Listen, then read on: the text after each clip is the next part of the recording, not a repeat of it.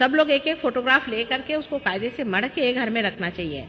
कायदे की जगह रखो, ये नहीं इधर रख दिया उधर रख दिया, इससे नाराज हो जाते हैं। फोटो के अंदर में देवता लोग हैं, अभी बताती हूँ कौन से देवता है, सारे देवता हैं। और फोटो से भी वाइब्रेशंस आते हैं। तो आप इधर उधर फोटो को रखेंगे तो अच्छा नहीं, उसका अपना प्रोटोकॉल है, उसकी अपनी प्रतिष्ठा है। किसी भी मूर्ति से ज्यादा फोटो महत्वपूर्ण है, इसलिए है कि अभी तक किसी भी इनकार्नेशन का या अवतरण का आज तक तो फोटो हुआ नहीं है ना, उसमें कुछ ना कुछ दोष आ ही गया है। इसलिए फोटो को बहुत संभाल के रखना है। और उसके अलावा उसकी, जैसे आप हिंदू हो मुसलमान हो जैसे भी हो, उसका थोड़ा पूजा अर्चन करना चाहिए, उसके आगे हाथ रखना चाहिए। जब उससे पूरा हम काम ले रहे हैं, फोटो से हम अपना कैंसर भी ठीक करेंगे, सब ठीक करेंगे। और फोटो को है कि कोई एक बार पोछेगा भी नहीं, उसमें धूल पड़ी हुई, तो ये कौन सा तरीका है भाई? जिस बैंक से सारा पैसा लेने का है उसका कुछ तो ख्याल करना चाहिए।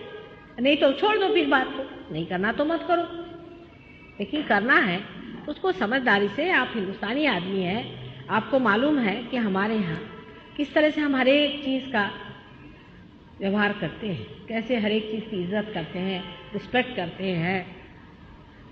अगर अंग्रेज हो तो मेरी समझ में भी आवे, और उन पे इतने देवता लोग नाराज नहीं होते। मैंने देखा अंग्रेज लोगों पे, उनको तो अक्ल ही नहीं इस चीज़ की। मेरी तरफ पैर भी ऐसा करके बैठे थे तो भी नहीं नाराज होते, मैंने देखा है। देवता लोग खुद सोचते हैं, पर हिंदुस्तानी बैठ जाए तो फटाक से आता है पैर पे। तो इसलिए समझ के फोटो को रख लिया। फोटो के आगे दोनों हाथ रखने से वाइब्रेशन आने लगती है। और ये जो हमारे अंदर जितनी भी बाधाएं हैं, जितनी भी तकलीफें हैं जिसके कारण हमारे वाइब्रेशंस रुकते हैं, ये पंच महातत्व से आते हैं, पंच तत्वों में से आते हैं। पंच तत्व माने आप तो जानते हैं ना, पृथ्वी तत्व है, तेज है, आप है आदि। अच्छा, अभी जो कुछ में आप में बाधा है वो उसी तत्व में विलीन हो जाता है।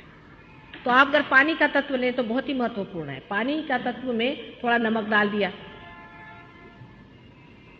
तो जैसे आपने समुद्र को ही अपना लिया है। समुद्र जो है गुरु स्वरूप होता है, और उसको नमस्कार करके और उसमें दोनों पैर डाल के और दोनों हाथ ऐसे करने से आपको आश्चर्य होगा, वो सारा का सारा खींच लेगा। फोटो के सामने एक दीप जलाइए, दीप से आपका प्रकाश है, माने तेज तत्व है। तेज तत्व जो है उसको खींच लेता है। अग्नि से भी होता है, हर एक चीज से होता है। इसके अनेक उपाय हम लोगों ने सहयोग में पता निकाले हैं कि किस तरह से इसको, जो कुछ भी हमारे में जड़ता आ गई है, जो इम्बैलेंसेस आ गए हैं, जो संतुलन आ गया है हमारे पंच तत्वों में, उसको किस तरह संतुलन में लाना।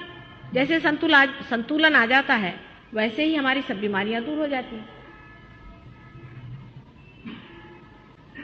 बहुत सीधा हिसाब है। आपके यहाँ फोटोग्राफ है, उसको आप रखिए, दोनों हाथ उसके ओर करें। जब तक उसमें से आपको ठंडी हवा नहीं आती कोई संतोष नहीं है आपको। जब आपके अंदर ठंडी हवा आने लग जाए धीरे धीरे, तब सोचना चाहिए कि हाँ भाई अभी मैं ठीक, ऐसा पड़ताला लेना चाहिए। समझ लीजिए आपको वाइब्रेशन नहीं आ रहे हैं तो देखना चाहिए कि क्यों नहीं आ रहे हैं। अभी आपके हाथ में चमक आएगी, ये उंगली चमक रही है कि ये उंगली चमक रही है कि ये उंगली चमक रही है। इन उंगलियों से आपको पता हो जाएगा, अगर आपने किताब ली हो तो इस पे चक्र होते, उससे पता होगा कौन सा चक्र आपका पकड़ा है।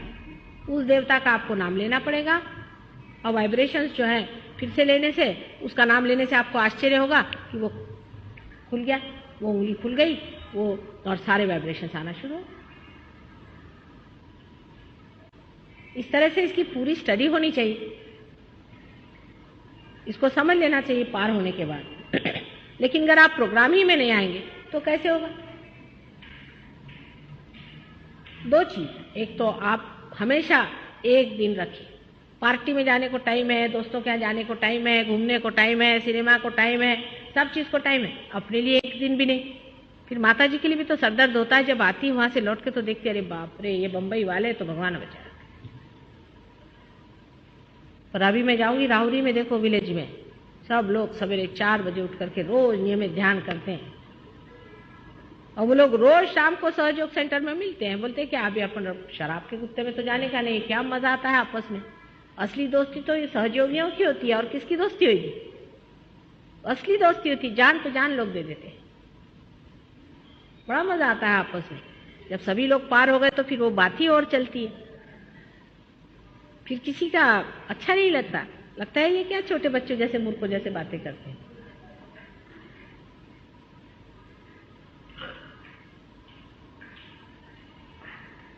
सो ये क्या करना है, इसकी प्रक्रिया क्या है, किस तरह से करना है, इसलिए किताब भी है, उसको भी आप ले लीजिए, देखिए। और उसमें से कुछ नहीं समझ आए तो प्रोग्राम में आना, वहाँ लोग रहते हैं, उनसे पूछिए। काफ़ी लोग हैं पार हुए। आपकी कुछ प्रगति हो जाएगी, जब आप कुछ स्थिर हो जाएंगे तब आपको और भी चीज़ों में एक्सपोज किया जाएगा, इससे और भी स्थिरता बनती जाएगी। लेकिन अगर आप डगमग हैं, अभी आपको श्रद्धा है और श्रद्धा रहेगी तो कोई नहीं कुछ बताने वाला, पर फिर उसके बाद में और भी इसकी हायर स्टेज हैं, उसमें आप उतर सकते हैं। जैसे पूजा क्या चीज़ है ये वगैरह, फिर पूजा में सब लोग नहीं आते क्योंकि हम सबको बुलाते नहीं हैं, वो दशा नहीं है ना, श्रद्धा होनी चाहिए।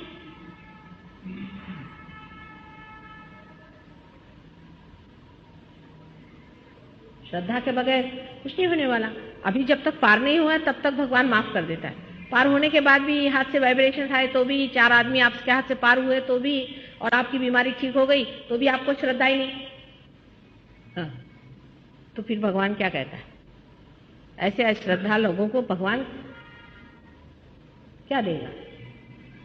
आपको परमात्मा को कुछ नहीं देने का, पैसा ऐसा तो आप दे नहीं सकते ना, कुछ नहीं दे सकते, सिर्फ श्रद्धा तो देना चाहिए। श्रद्धा का मतलब है अनुभव के बाद विश्वास रखना, अंधविश्वास नहीं।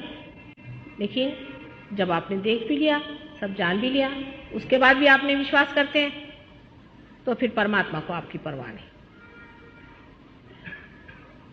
सब जानने के बाद, देखने के बाद, सब होने के बाद भी लोग ऐसा करते। उसी से फिर रावण तैयार हुए हैं। रावण कैसे तैयार हुए?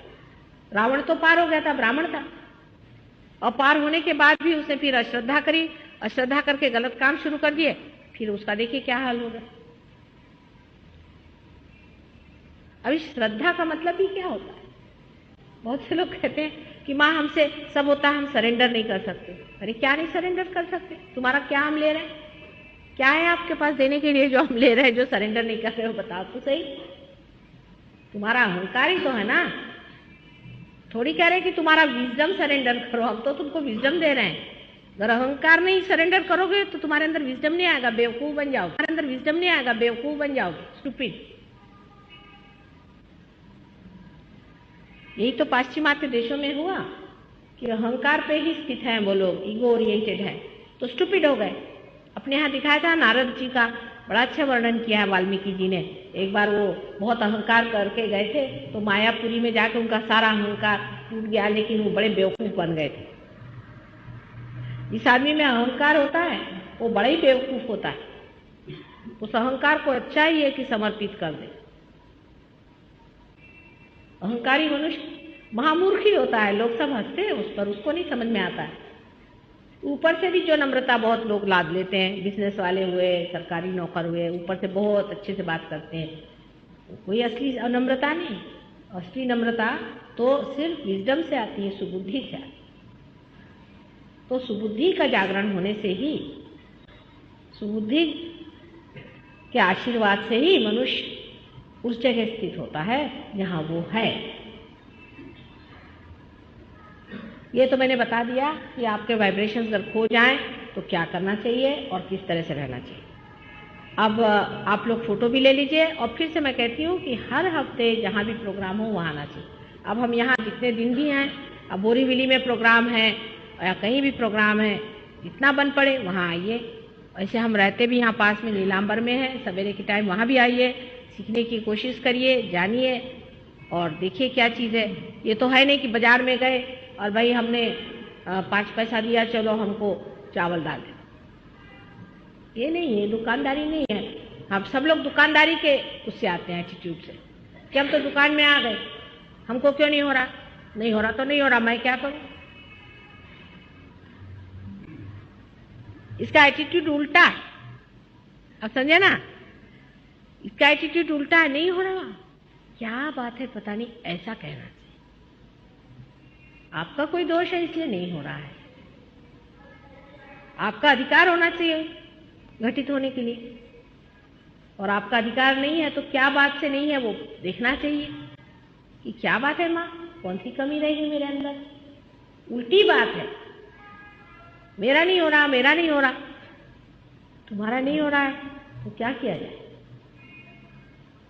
आपका अधिकार होगा तो होना ही होगा। अरे ऐसा ही है जैसे कि तुम बैंक में जाते हो, तुम्हारा अगर वहां कुछ पैसा जमा नहीं होगा तो कहते मेरा चेक ही कैश नहीं हो रहा, पैसा ही जमा नहीं तो मैं क्या करूं। हम तो बैंक